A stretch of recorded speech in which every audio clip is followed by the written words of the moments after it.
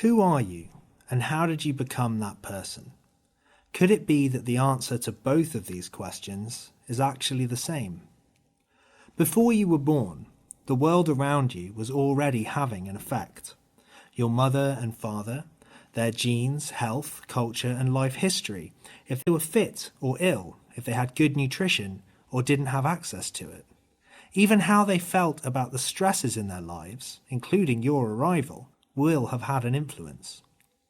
Then there's the style in which you were looked after, played with, fed and clothed. If you felt cared for or left alone, whether or not you felt safe in your childhood home, you were changed by it. Your experience has shaped and been shaped by your emotional development.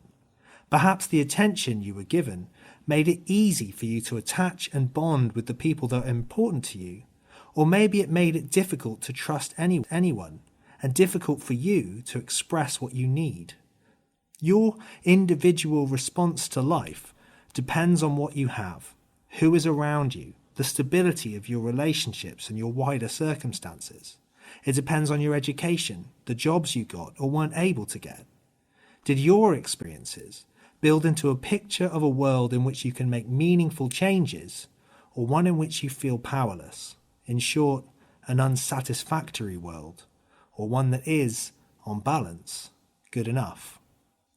In our lives, we will all experience adversity and trauma.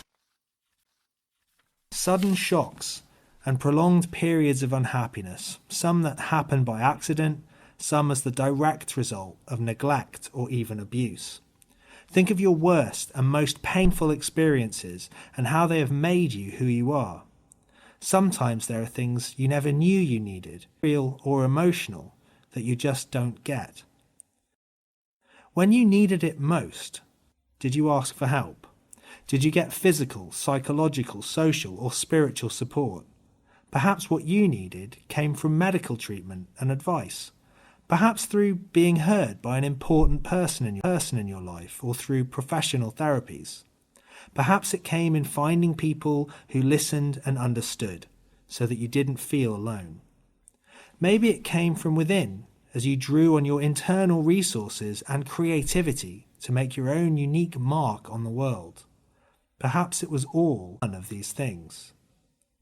To what extent is the person you are now a product of your vulnerabilities and your resilience?